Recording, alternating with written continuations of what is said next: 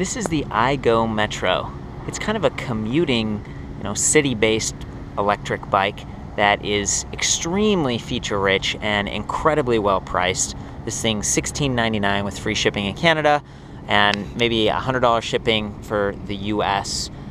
It's actually, this is like one of the first models that they've put out. I'm getting a first look at this thing and have been very impressed with the attention to detail. iGo's had these sort of center drive electric bikes for quite a while, and they were an innovator, one of the first companies to do something like that, and it was sort of a value bike.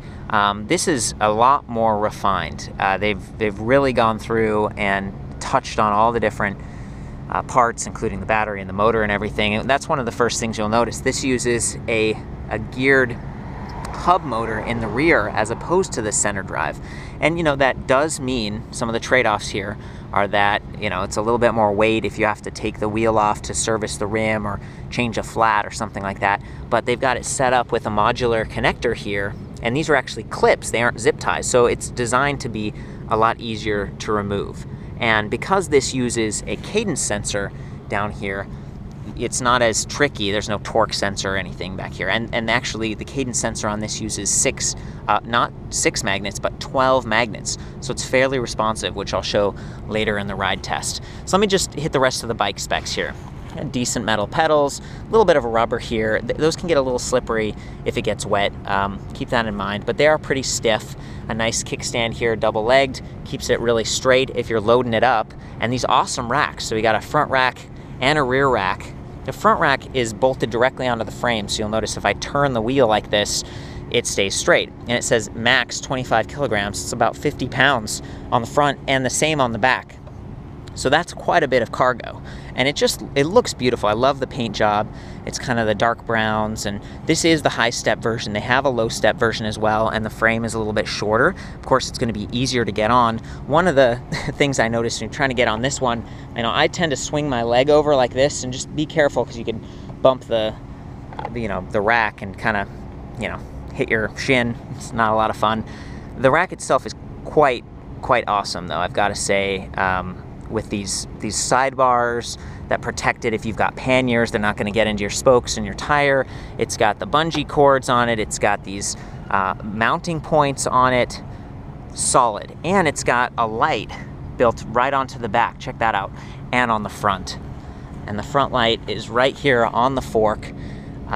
It's just awesome, right? That's right where it should be. It's not on the fender bouncing around like some of their other models. This bike does have fenders, and they're plastic, but they look great. I thought they were metal at first. They're lightweight this way. This bike only weighs about 52 pounds, which for a commuter style bike with 2 racks like this is pretty awesome. It's even got suspension in the front. This is one of the cheaper suspension forks I've seen. It doesn't really have any adjustments and no lockout, but at least it's got it. And that combined with these nice tires here, look at these things. 28 by 2, 700C right here, 28 by 40, 48C. It's solid, and they're actually Kevlar lined, and they've got this nice reflective stripe on the side, so in addition to those lights. So these are called classic Zeppelins, and I think they look nice, just the color. Got a mud flat back here. And it's got disc brakes, mechanical disc brakes. Avid BB5 is what I'm told. This one has like a different tester set on it right now. So very cool. There's also a little, is this like a deflopulator? So, it kind of helps keep steering on track, and it helps you load this up. Like you can imagine if this front rack was really full, the wheel's not trying to turn sideways. That's awesome. And there's also, check this out, there's like a chain guard, so you keep your pants clean in addition to the fenders earlier, right?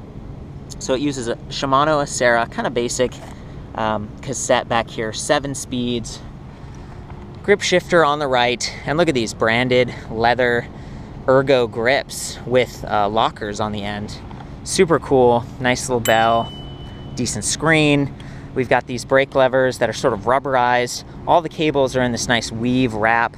The brake levers do cut off power to the motor as well. So if you're pedaling and using pedal assist and you need to stop, instead of waiting for it to stop on its own, you can just, activate the brake.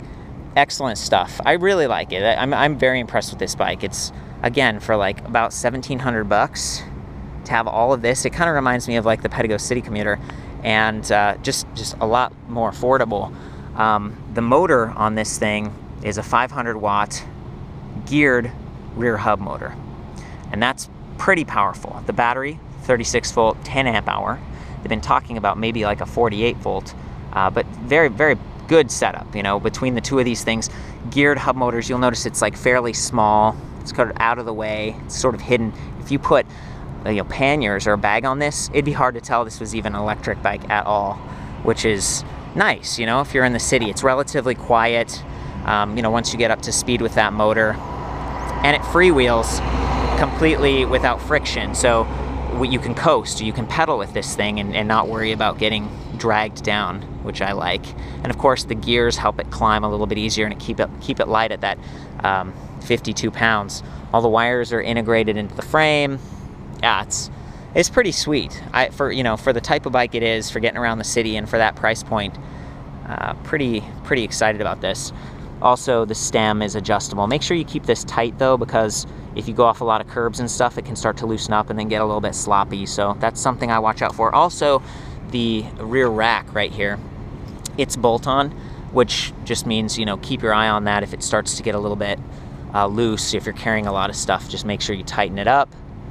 And yeah, I think it might be time for a little test ride action right now. The battery itself, you stick the key in, you can lock it, activate the motor this way, or rather get the system primed. It's chargeable on or off the bike, which is great for if you're, you know, moving this thing. You can reduce the weight by taking the battery off. You can charge it inside. It's something I really appreciate. That, you know, to be fair, all the weight of the drive system is at the back of this, so it is a rear heavy design, but it's kind of a proven design. Like that's, you know, and the battery weight is a little bit higher, but they've already got the fenders on. You know, it's like this is kind of as good as you can get with this type of design, is what I'm saying. And you've got the front rack, so you could balance it out with your cargo up there, briefcase or something. Yeah, cool, let's hop on. There's the kickstand. Also, you know, the kickstand does hang a little bit lower, like if you're going over curbs or something. So just, you know, be careful. You could always fit a different style of kickstand, but the benefit of this one is just the stability that you get.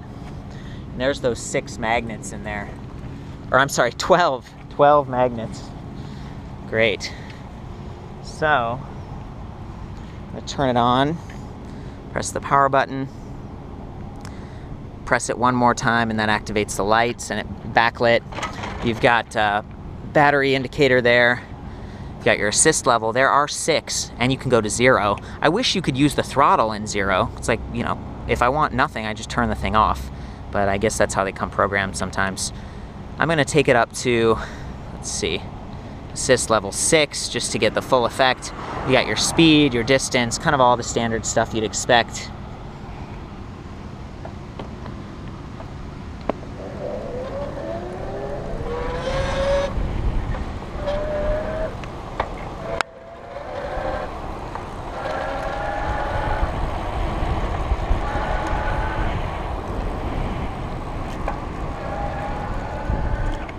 So you can kind of hear it cutting out, as you know, fairly quickly after I stop, and that's because of the 12 cadence sensors that are on there. So it's not torque sensing, so you know, you don't really have to push very hard. You can just move your legs and it activates pedal assist, which is nice. And then there's the throttle right over here. You can pull that at any time in any of the 6 assist levels.